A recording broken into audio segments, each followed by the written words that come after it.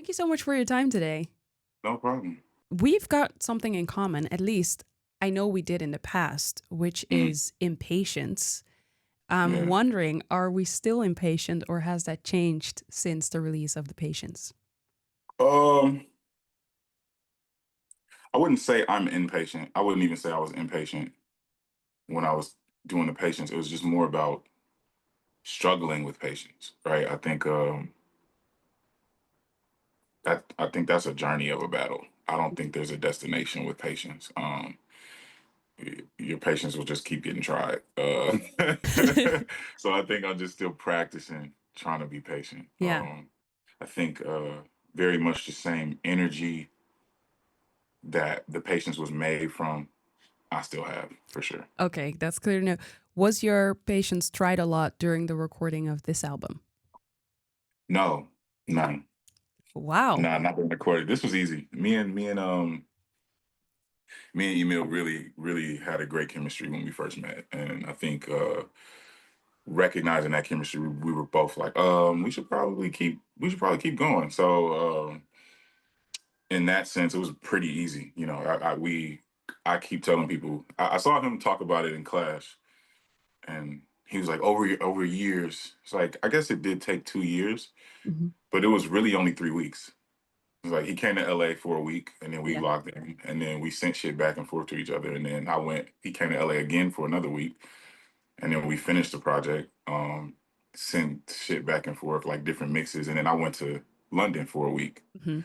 and it was done after I left London. So for me, it's just like, yeah, I guess it was time in between, but like time spent working on the project, like with intention, about 3 weeks, 3 weeks. and it was very, we made three of the songs on this album the first day we met. The intro, Pundits, and I think Deadstock, if I'm not mistaken. Mhm. But on the first day we met. So it's just like when you have that kind of production of quality, I think both people recognize like, yeah, we should keep doing this. But to answer your specific question, it was like that made it really easy. So Mhm.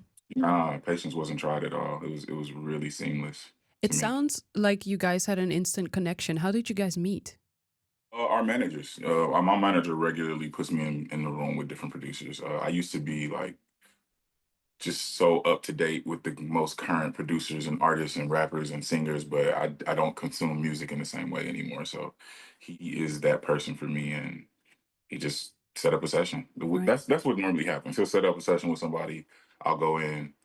I either like it or I don't. Yeah. Most of the time, I like it, and Emil was just a special case as far as our chemistry goes. I actually had this question for later on, but now that you've Yeah. mentioned it, how do you consume music? Um. Yeah. Music is really sacred to me as far as like listening to music for my own pleasure. Um. And I will say that for my own pleasure. That is very. First of all, I would say that happens about 20% of the time. Mm. 80% of the time, I'm listening to music for work. Maybe 80% of the time I'm listening to music because I'm making music, right? And so it's a very different thing. Even my wife, she loves music. She loves going to concerts, but she don't like going with me because I'm not enjoying the music. I'm not enjoying the music, right? But Yeah. I'm paying way too much attention. Like, what's the band doing? How are they moving around? Like, oh, she didn't have to turn and say anything to them at that point. It's like I can't get out of that mindset a lot of the time. It would have to be like I really enjoyed Lupe doing Food and Liquor. I really enjoyed Soldier of Love, Sade when she was touring that. I really enjoyed um, Andre 3000 when he went on his tour with the tracksuit. You know what I'm saying? It's just like, but outside of like goats, I feel like I can't detach myself from being critical of a performance or Hmm. critical of music or looking for something to I could do that. Oh, that's a cool. You know what I'm saying? It's like Hmm. I'm very much still in artist mode, and so when I do take time to listen to music for myself, it's really the things that have always comforted me. Me and my wife would joke about it because my music, I have like the same playlist that I've had since high school, and I've just added to it little by little.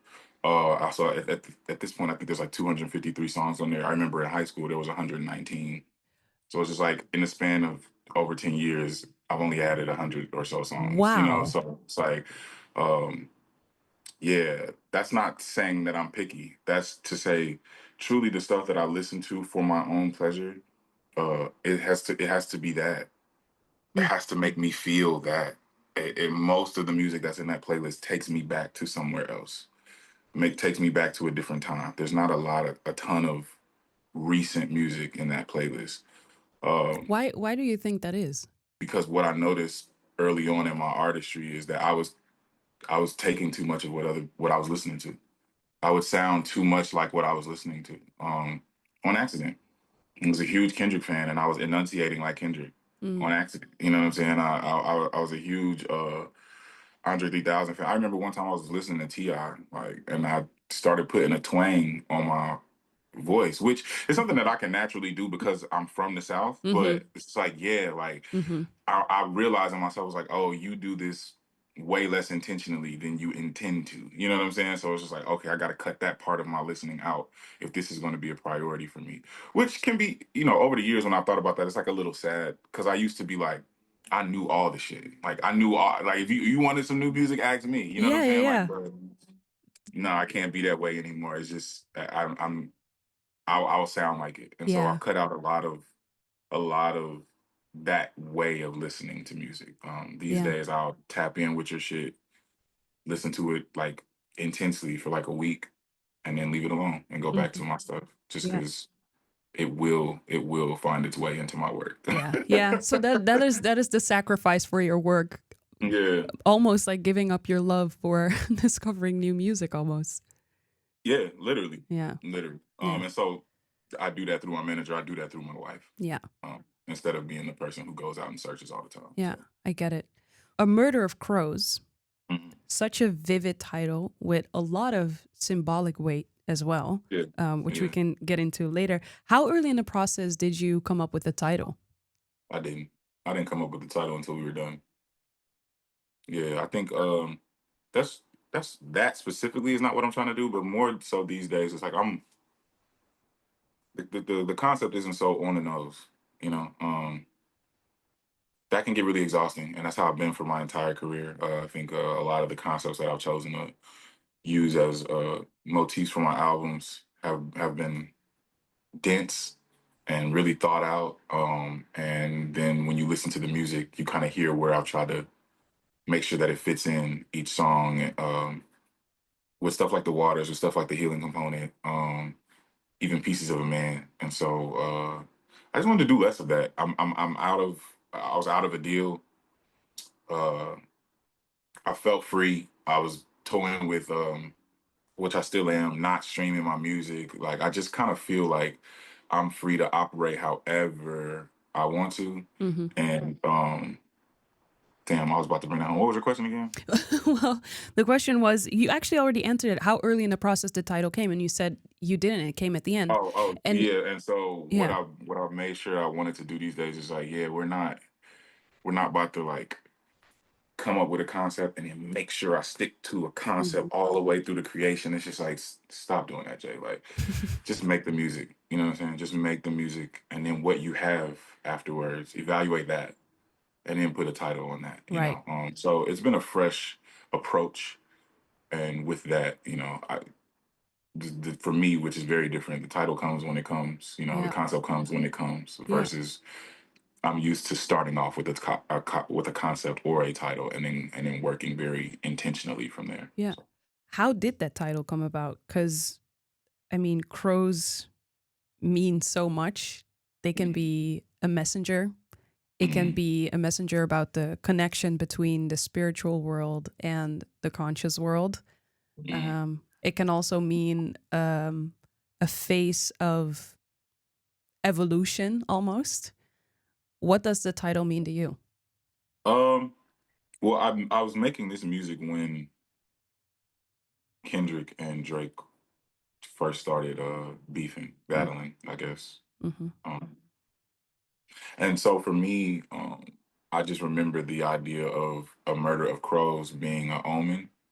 And then I looked that up, and the more of the truth about it is that uh, murders of crows would show up after natural disasters. Murders of crows would show up after big battles or wars, uh, just kind of large scale devastation, and kind of scavenge over the situation, right? And so I looked at Drake and Kendrick as the big battle or the war, and I think that, well, I know that a lot of artists understood that whoever won, there would be major implications, afterwards, right? I knew Kendrick would come out on top of the situation, and so did some of my peers. And so we were talking about that, right? Like how Kendrick will open the door for people to pay attention to a certain type of rap more. How Kendrick will open the door for a shift in the mainstream um, conversation, attention, care, intention with a certain type of rap, with a certain type of rapper. Um, how those things played out actually, how tangible is all of that? I don't know. That's up for debate. But I think it's very clear with how many rappers are outside right now and dropping music, especially the types of lyrical rappers. I think, not a surprise to me, a lot of artists feel galvanized by the temperature in the industry right now. And for me, Yeah. knowing that that would be the outcome, I figured we were the crows, right? We were the murder of crows who was going to show up after the big battle and scavenge over the situation, right? And so that's exactly what I see happening. Yeah. And It's when a you, lot of artists feeling like, yeah, oh yeah, they paying more attention to us now. And I think I don't know if they're paying more attention to us now. If not in the way people are talking about it. I think people are kind of attributing more than, like, even with, like, for example, the Joey Badass and Daylight hmm, battle. I don't think people really cared about that. Like some people did, but niggas didn't really care. You know what I'm saying? But I will yeah, say, if Kendrick doesn't win, that shit doesn't even get publicized for real. In right. my opinion. You know what I'm saying? Like, if Drake wins, I don't think we give one iota about Joey Badass and Daylight. You know what I'm saying? Especially since they didn't have a real beef, and so that's, I think, like I said, I think the conversation is might be a little too hopeful, but regardless, there are real implications that I understood even before their feud was over, that it would kind of do to the landscape of hip hop. And Right. that's who the crows are. It's us, it's me, it's Earl, it's Saba, it's Absol, it's Deontay Hitchcock, it's Jid, Hmm. it's Freddie Gibbs, it's all these people that are dropping right now. So yeah, that's it. Yeah. Put simply. Well, that brings me to the question. There was a moment during one of your interviews for the patients where you were saying that you were waiting. You were waiting Mm. to be seen, to be heard, to be recognized. Yeah. Um, are you still waiting? Yeah, I guess so. Um, just not with the same. I don't know. Hmm. I don't think so intentionally about it now. I think for myself, after the patients, I was just like, all right, because quite literally, the patients was $400,000. Like, the patients was another label situation, but it just went right. I don't have anything to complain about with BMG at all. Um, and to me, it was just like, okay, I've done this in the worst way. Disgruntled, didn't like my label, thought they was robbing me, wasn't giving me enough money, right? And then I've done this in the best way. Amazing label, do whatever I say, give me the money I asked for, plus an extra 50K to do some extra shit. I got the big name features. I'm in the same position. Hmm. I just kind of, like, had a conversation with myself of like, all right, you did it the worst way, and then you did it the best way. Hmm. Pretty much got the same thing. Like, you didn't really get, the, all right, so why do you keep buying into the system? What's the answer? Why do you keep buying into the system? And I think the answer was just safety. Hmm. Safety. Like, the system allows me to stay where I'm at financially. That's the biggest thing, financially. System allows me to stay where I'm at financially. It doesn't really allow me to save too much. It doesn't really allow me to splurge too much. It keeps me right where I'm at. You know what I'm saying? And it's just like, and that's safe for somebody making, low six figures. That's safe. I'm like, all right, cool. I'll just keep doing this, For sure. rinse and repeat.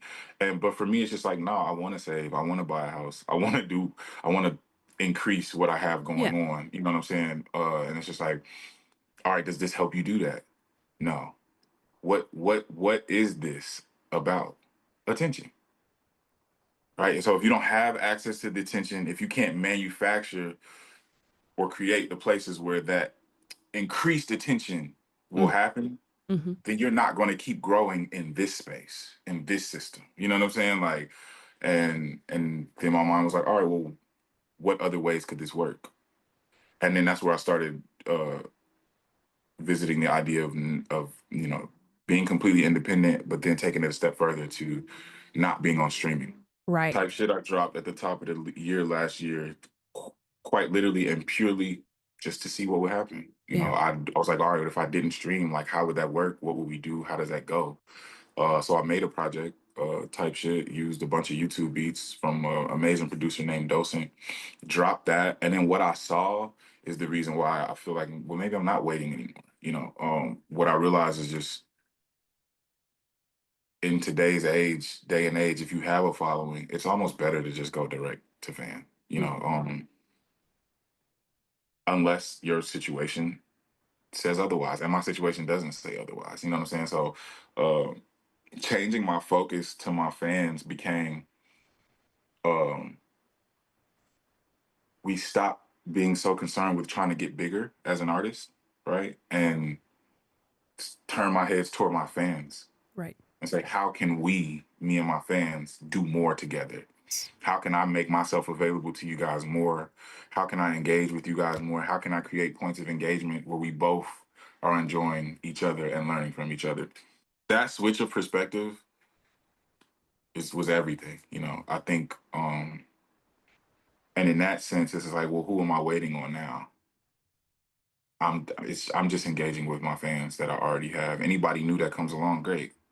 But if they don't, great. Mm-hmm. Like I'm being conservative right now, but I'm 300,000 strong. You know what I'm saying? I could do 1,000 plus in any city I go to. You know what I'm saying? So it's just like, why don't I just keep focusing on them? And what do they want? Music.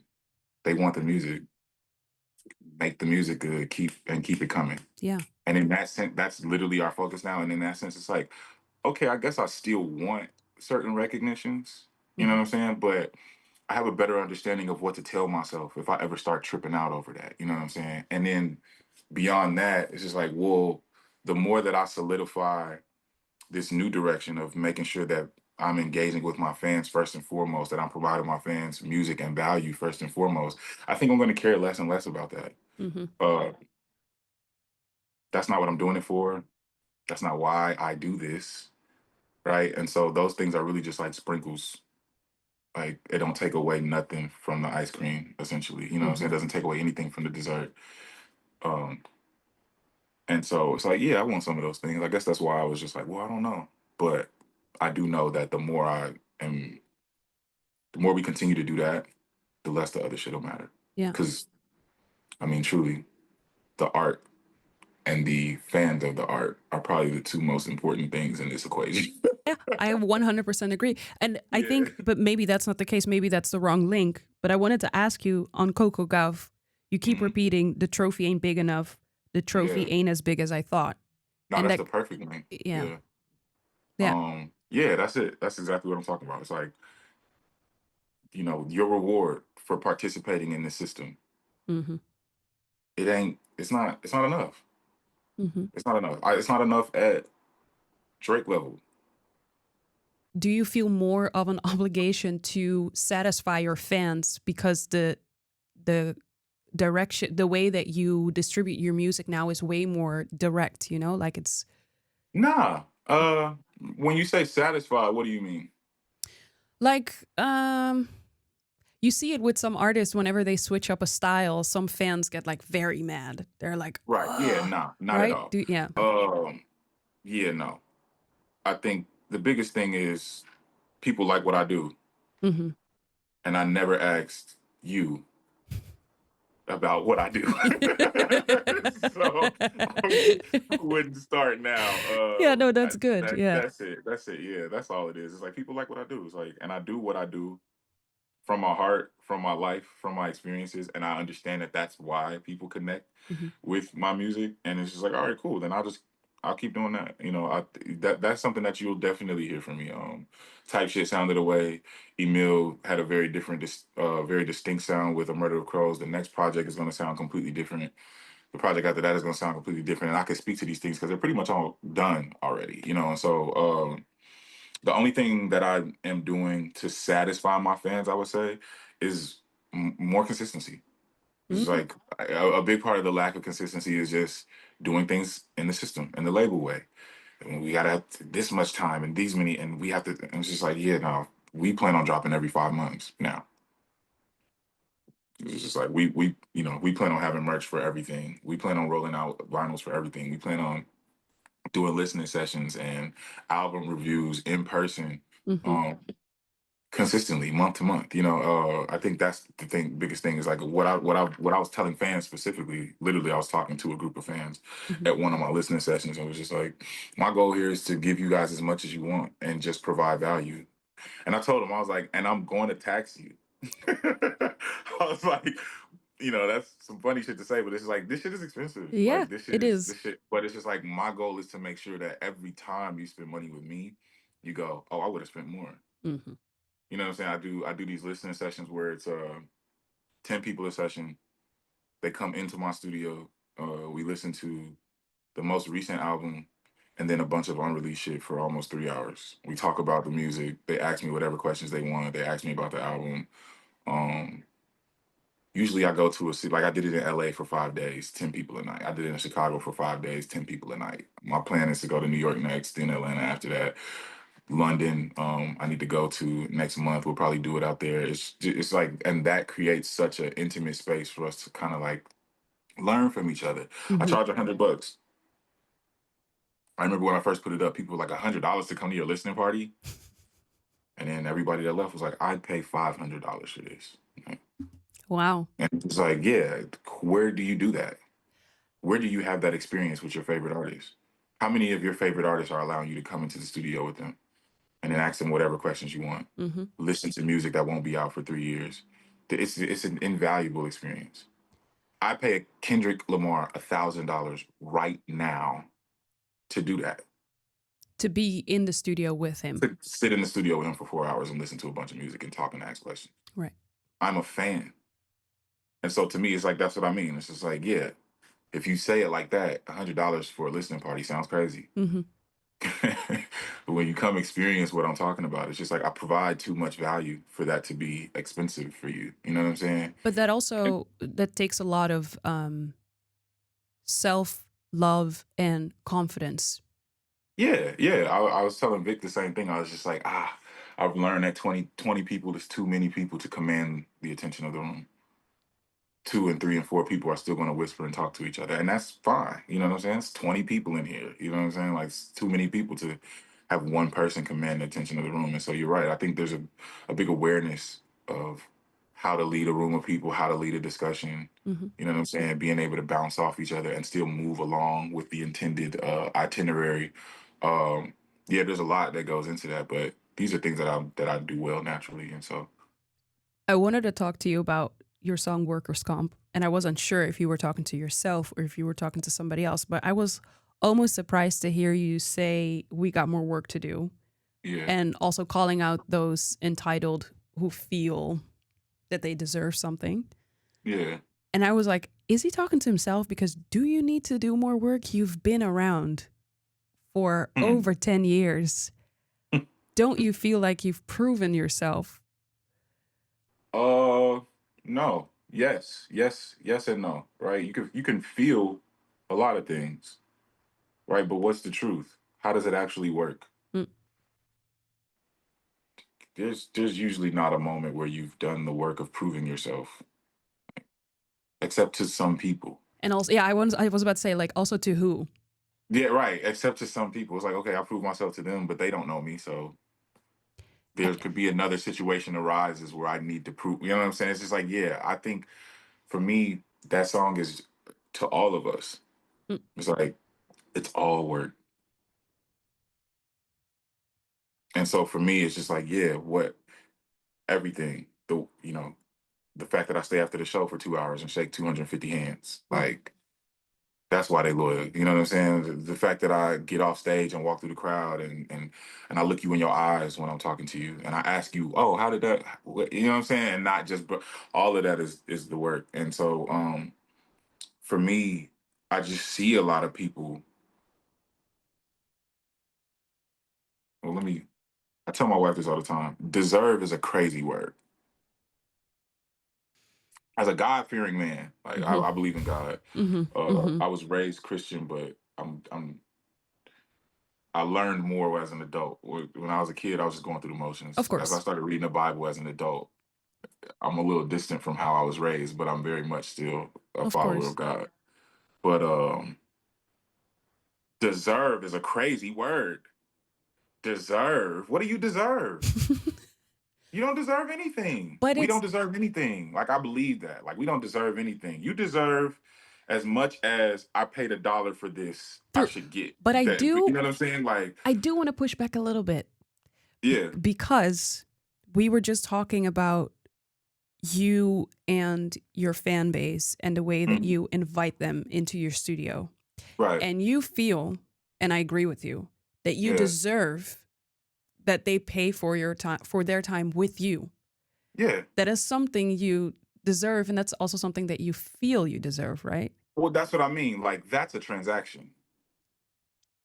Yes, but it's So yeah, yeah. there's the deserve is there's when you think of a transaction, it's not really deserve. You can use the word, but it's just like I paid for this. It's not that I deserve it. It's like it's No, no, no, essentially no, mine. no, Like true. yeah, But I like mean, for you, yeah. who's on the other side asking for the transaction, Hmm. like, and I think that's a good thing. But I also think there's a lot of people who struggle with knowing what it is that they deserve. That sometimes they sell themselves short. So I also think that in an artist sense, that some artists sell themselves short. That they think that they deserve less. That they don't deserve, I don't know, a bigger deal or to be treated better or whatever. But I agree with you both ways. But I also think that Yeah. if you're not careful, you put yourself down not knowing that you deserve that. Like the thing that you just told me about the listening party really inspired Mhm. me because I think there's a lot of artists out there who could do the same thing, but I maybe tell artists all the time. yeah, but maybe feel I like literally they tell don't people, deserve that they feel like I can't ask people to do that. and that's what I mean. It's like that speeds more into what I'm talking about. It's just like I think we should do away with the idea of deserve. Like Mm, I really do. Like I feel like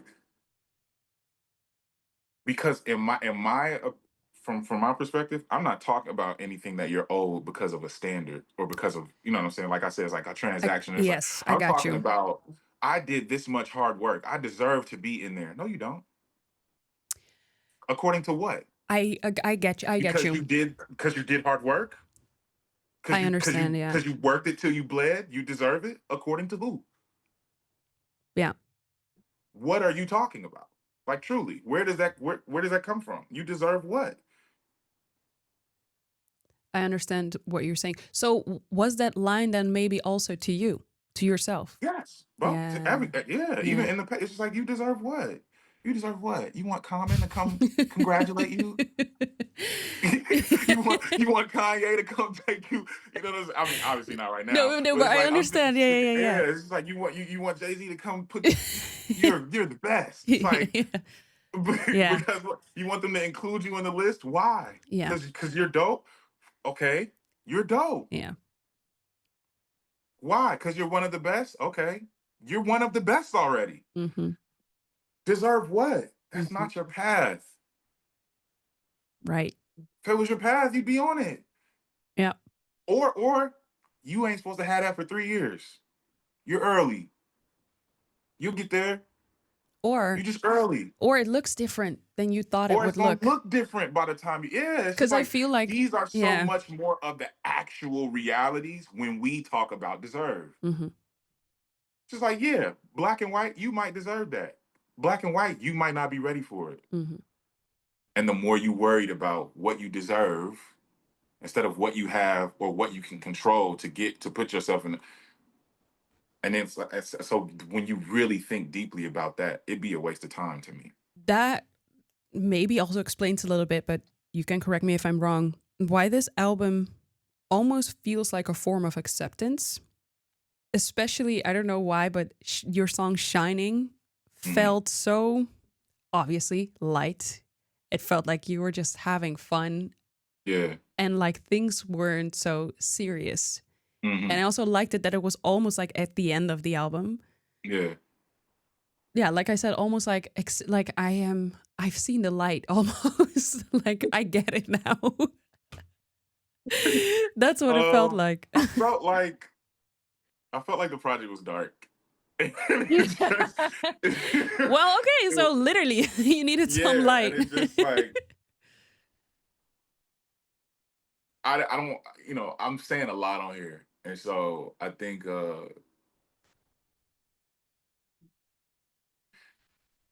Shining is a celebration of blackness,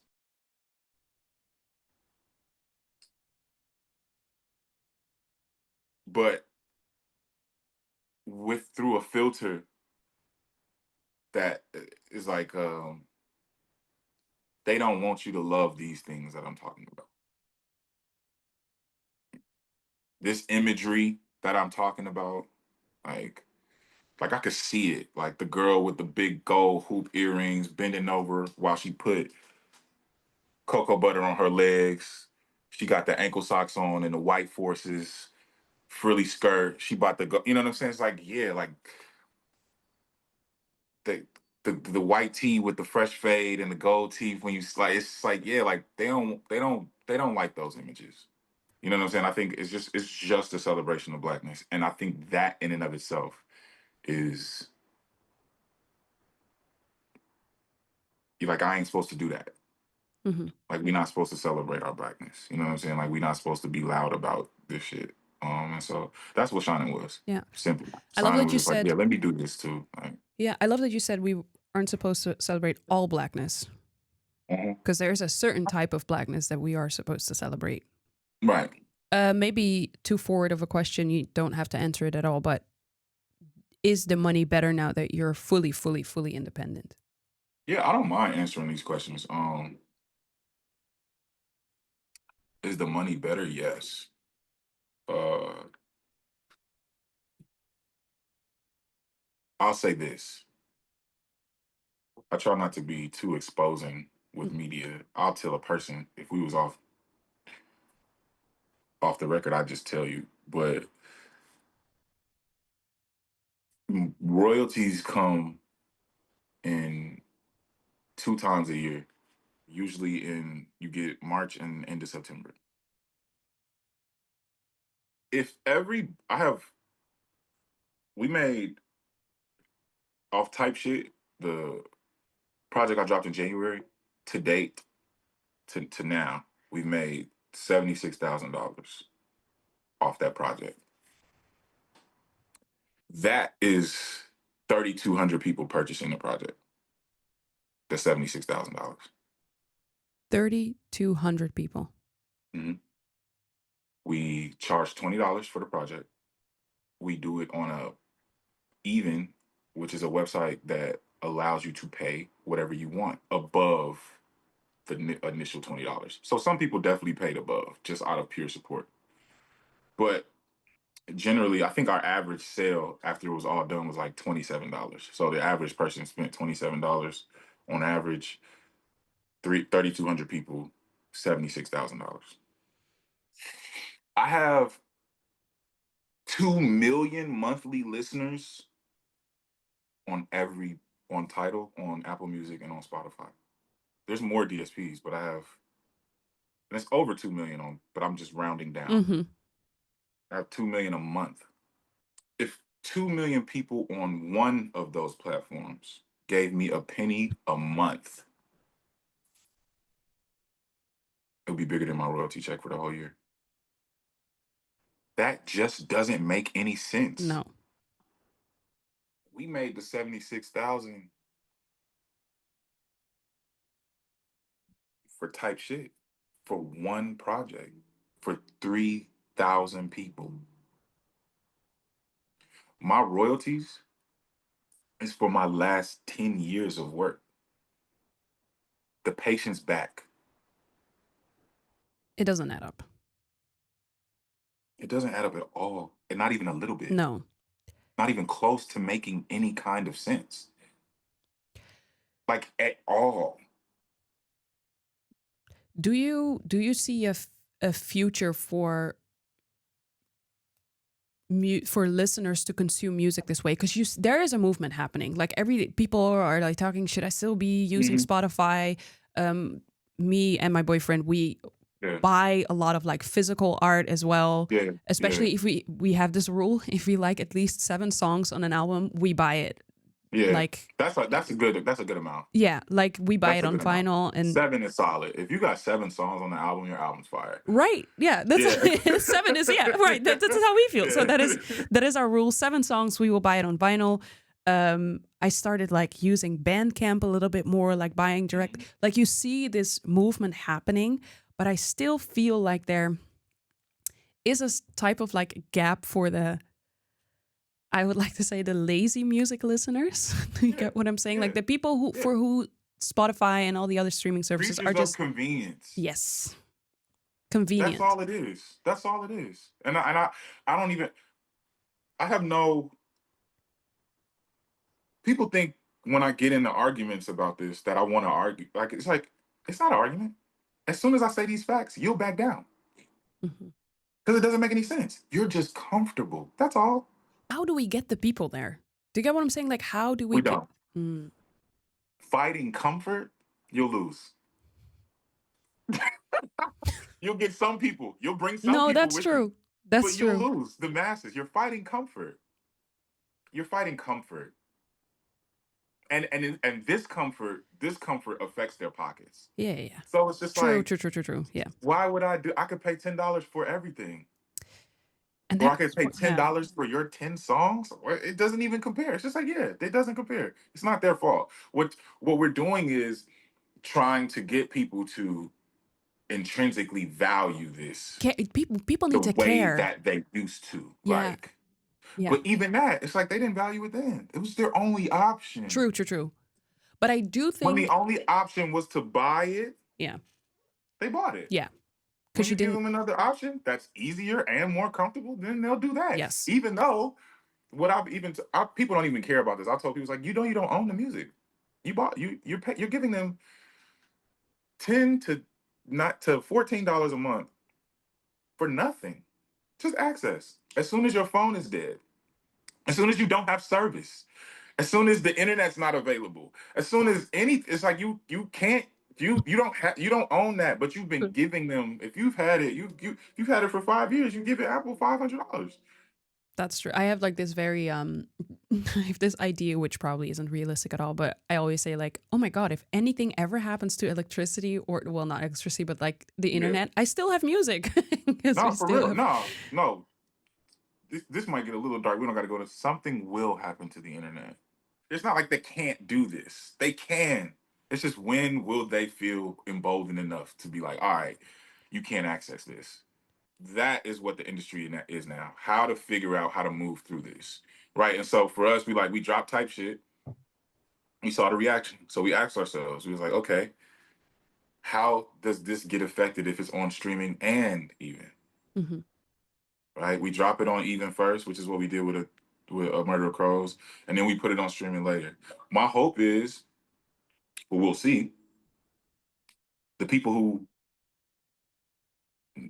didn't want to buy it on even, who knew it was out but wanted to wait, my hope is they hear it, think it's so dope, I'll go give him his $20. You know what I'm saying? It's like, is that going to happen in large number? You know what I'm saying? 50% of it, no. You know what I'm saying? Like, but 5%, 6%, 7%, hopefully. You know what I'm saying? I'm going to encourage people to do that. But it's just like, no, you can. I think like I said, 90% of the conversations that I've had with fans is like, they'll argue, and then I'll drop the facts, and they're like, oh, shit, I didn't know that. It's like, I know you didn't know. I know. Who knows this? Yeah. who's not involved with the industry, who just And knows this shit. Yeah, it's just like, yeah, you didn't know, and then it's completely different.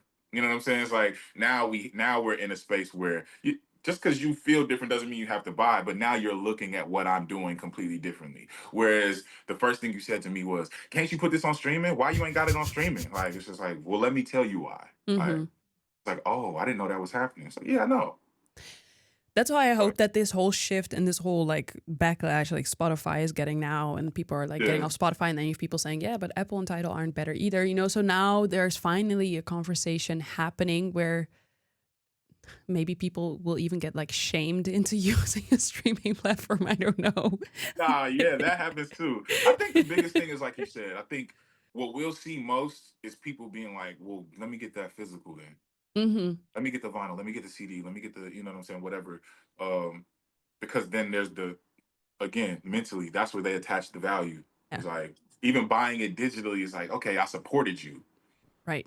They don't feel like they even No. got anything for real. If I you just have it supported in you. your It's just hand, like, yeah, nah, but if I got something, then I it's feel way better about, yeah. So it's just yeah, like we're conscious of that as well too. I just prefer to let the music be out before I sell the physical. I yeah, feel like once you know what the music sounds like, then you'll be more galvanized to buy the physical. Yeah, you know what for I'm saying? sure. So but yeah, I think that's where the rest. I think the overarching, solution to this conversation is a dream. A dream. It's a dream. Like I said, we're fighting comfort. I mean, Comfort and the alternative costs money. I agree with you, but I don't want to. I agree with you, but I don't want to Yeah, agree. we don't want to. Yeah. I don't want to. I don't want to agree because it's like it's too dark. But it is reality. But I don't want to like give up the fight. Being that buying vinyl, buying directly Yeah, but from that the even that artist. I realized the fight is, which sucks, but the fight is really just doing the good thing. The I fight get. Yeah. isn't a megaphone. No. No. Hey No. guys, No. the No. fight It's is in. doing exactly what you and your boyfriend are doing. Like Yes. that. Yeah. Yeah, Yeah. like Like it's the yeah. yeah. Actually going out there and okay. Wait. I got two more questions for you. Then I'm gonna let you go because I know I've been holding up your time. No, you're fine. If you could sit down for a 3-way conversation with Jill Scott Heron and Toni Morrison, what would you ask them? Wow. Wow. Whoa.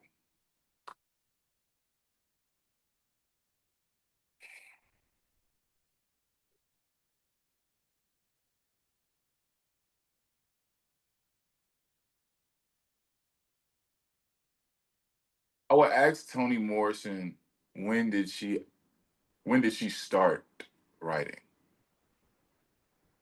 Like when did it start for her? Right. I think no matter when she was writing, when she started writing, I think there's a moment where you go,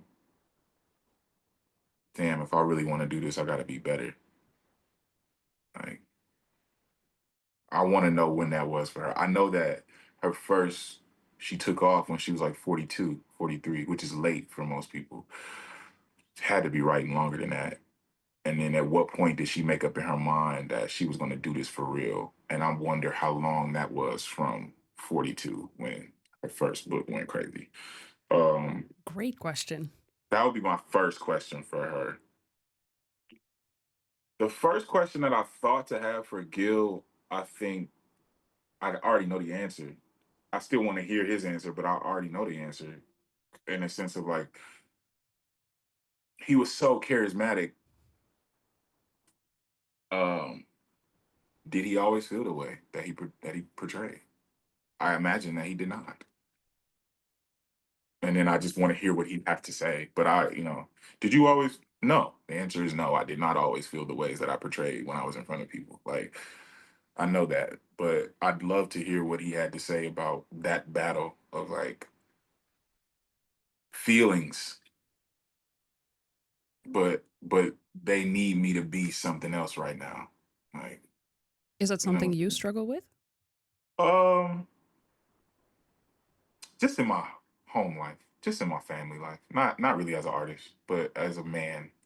Yeah, I understand. yeah.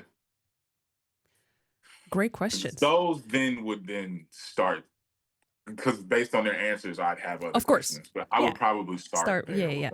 Yeah, yeah. When I think of Gil Scott Heron, I think about the fact that he, spoken word artist, poetry, something Yeah. you used to do or still do.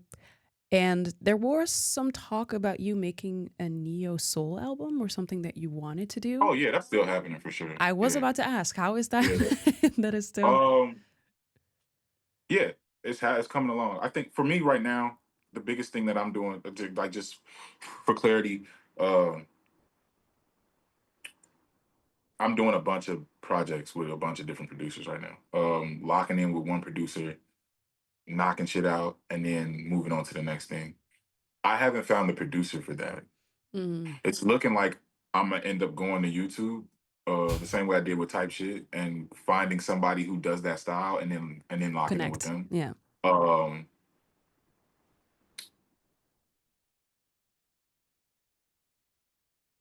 I don't know when that's coming. I'm not working on it right now. It's just up here. Um, but the way I move, I could knock it out in December, depending on what happens. You know what I'm saying? It just depends on Yeah. like what happens and what inspiration. It's like that. Like, literally, I was like, I just started a project last week with Kirk Knight. Just like I was in New York, we did some shit. It was like, nah, this is crazy. We got to do this. And so I work pretty fast. Hmm. I can compartmentalize pretty well. It's very possible that I could have that before the end of the year. It's also very possible that I won't have it till next summer. You know what I'm saying? Yeah. So, um, but neo soul, as I understand it from the 90s to 2010, is just like everything to me. Mm. Um, that's what that playlist is compiled of mostly. Kim and India Irie and Sade and Jill Scott and Maxwell and I think somebody was talking about how neo soul is dead, neo soul as we know it, and I would kind of agree with that just because there's not enough going on to put it in the neo. I think it's either soul or it's I something mean, else. yes, but I Like feel like we say this about every genre, to be honest. They've said this about jazz. Like, they say that every year about that's jazz. cap. Nah. I would say that neo soul, that hyphen is the issue. Okay, all Like, right, yeah, yeah. no, truly, because it's like, what are we're really talking about soul music, But right? And then we put it into a so, subgenre yeah, of yeah, yeah. soul with True. neo soul. So it's just like, yeah, you could say that about rap, but you're only talking about some subgenre of rap. You're not Right. talking about But the rap. It's entirety. too Yeah, yeah, yeah, broad yeah. to have somebody say that about Agree. jazz. It's like, who was talking? But also, people, Jazz is yeah, too broad to just say that. Oh, yeah. what are you talking about? It's Also, but I also R&B is like, another genre, right? R&B is also a genre where people are like R&B is dead, like there's, and I'm like, well, but I would say that. I would say out of all of the things we just said, R&B is struggling. Like R&B is. I feel like not on the woman side.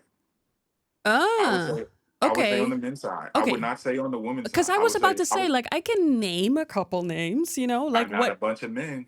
True, that is true. There are And no and men and and dancing I or don't even crying in the rain. That's gone. Like, no shirts that are being ripped seen off. this in 15 years. That's gone. That is true. That's very true. And it's just like, and Chris Brown said it, which I don't often agree with his takes a lot, but he was just like, everybody that is singing can't sing full voice. It's just like, y'all can't sing. Like, so I Because you like, don't have to, also. yeah, it's like, I love Givian. Right. Yeah. Yeah. And that's kind of like Yeah, it's just like, where this is, Daniel Caesar, does and he me, I love Daniel does he Caesar. is does he fall under R&B? That's the That's question. the It's like, question. Yeah. who does that be? Yeah. That's why I Yeah. even said that with Gideon. It's like, is that Yeah. R&B? Yeah. Yes. Okay, yeah, I'll take it. It's just like that's what ends up happening. So I think definitely on the male side, I could name more women, but on the For male sure. side, which coming from an era where men, if it wasn't 50-50, Mm-hmm. you just heard a lot more male R&B. You know what I'm saying? Mm-hmm. Like in the mainstream space. Mm-hmm. And so I feel like that's something that I could very visibly see there is something missing from this Agree. as far as what we have always known to be the standard. And I'll say this, definitely there were just a lot more male R&B artists who could sing, who could sing out, who could sing. You know what I'm saying? And you would hear that, like in that begging, in Yeah. that Yeah. crying, in that Yeah. straining. Yeah, you could hear that. It's just like that is completely gone from male Yes. R&B right now. Yeah, that's Like true. that does not. There's nobody I could point to that does Maybe that. maybe this Like name is gonna make you mad, but Justin Bieber? yes, you're correct. That name is gonna make me mad. Why?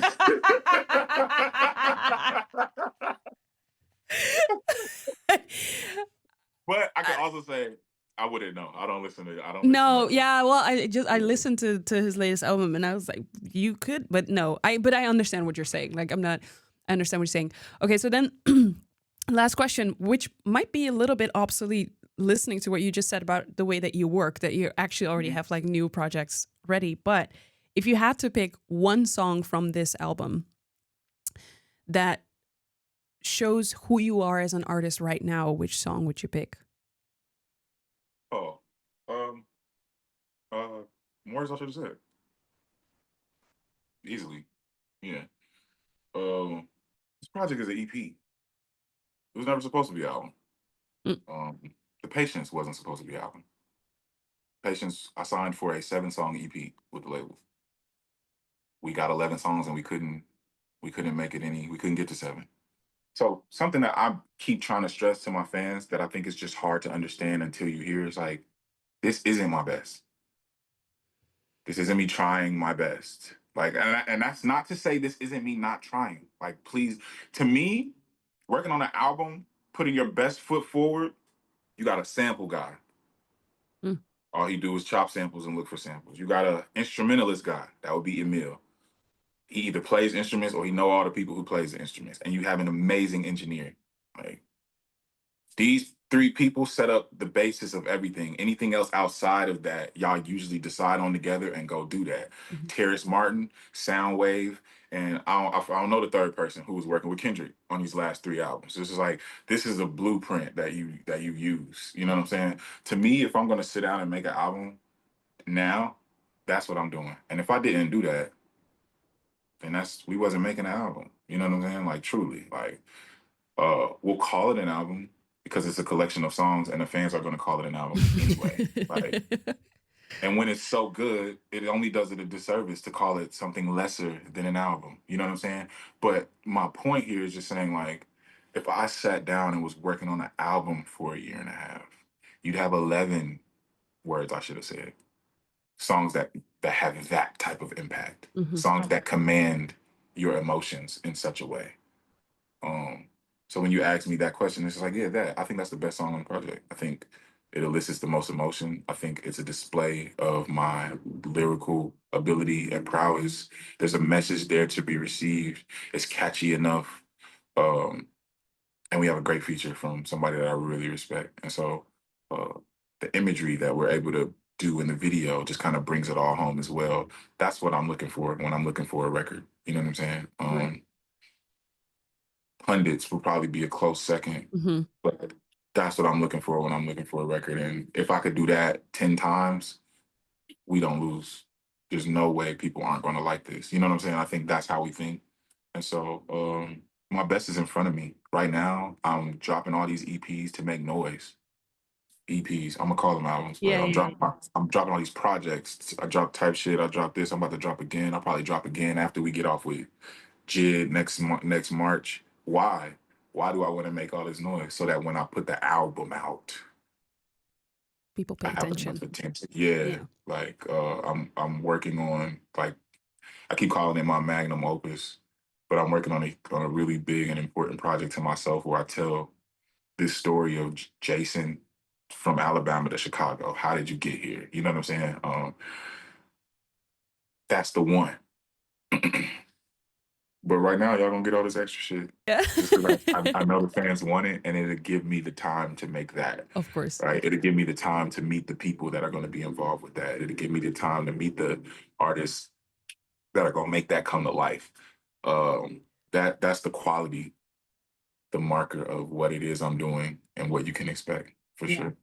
Well, hopefully we can talk again when the time is there for Yeah, I the would love to. This was great. Thank you so much. I had so much fun. Yeah, And I want to thank you so much for your time, for your no problem. music. But also, I want to say congratulations on your freedom in every Thank you. single way, because Thank you for there's real. nothing like it. Nothing. There's nothing like it.